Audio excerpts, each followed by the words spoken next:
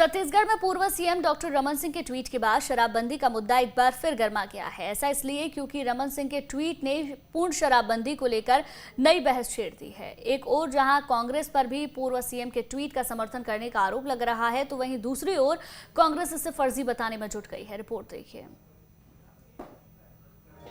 छत्तीसगढ़ में धान पर सियासी शोर अभी थमा नहीं कि अब शराब पर भी सियासत तेज हो गई है। दरअसल शुरुआत शराबबंदी पर किए रमन सिंह के एक ट्वीट से हुई।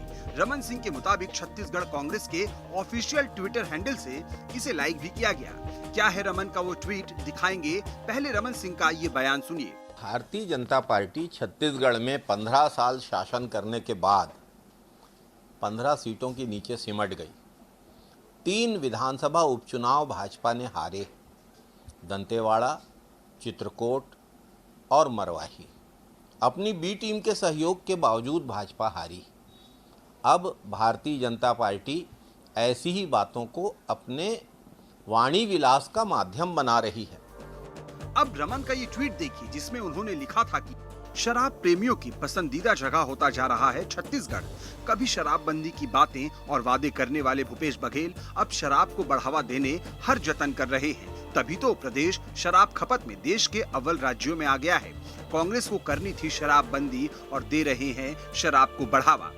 बहरहाल रमन के इस दावे के बाद ही फौरन कांग्रेस ने भी ट्विटर पर वीडियो जारी कर न सिर्फ रमन की ट्वीट को लाइक किए जाने का खंडन किया, बल्कि बीजेपी पर फोटोशॉप करने का आरोप लगाते हुए एक ट्वीट किया, जिसमें लिखा गया कि तड़प तड़प के इस दिल से आह निकलती रही, काम कुछ बचा नहीं, बकलोली चलती रही। डॉक्टर बयान सिंह अब फोटोशॉप के सहारे अपनी सियासत करना चाहते हैं। शराबबंदी निश्चित रूप से हमारा लक्ष्य है, इसीलिए हमने कमेटियों का गठन किया। भारतीय जनता पार्टी जिसके शासनकाल में शराब की खपत छत्तीसगढ़ में बुरी तरीके से बढ़ी, जिसके शासनकाल में शराब की सरकारी दुकानें खोली गई, वो भारतीय जनता पार्टी शराब बिक्री को यदि मुद्दा बनाती है तो इससे ज़्यादा दुर्भाग्यजनक और क्या हो सकता है। बहरहाल बीजेपी कांग्रेस में शराब को लेकर शुरू हुए ट्विटर वॉर ने अब एक बार छत्तीसगढ़ में पूर्ण शराबबंदी को लेकर नई बहस छेड़ दी है।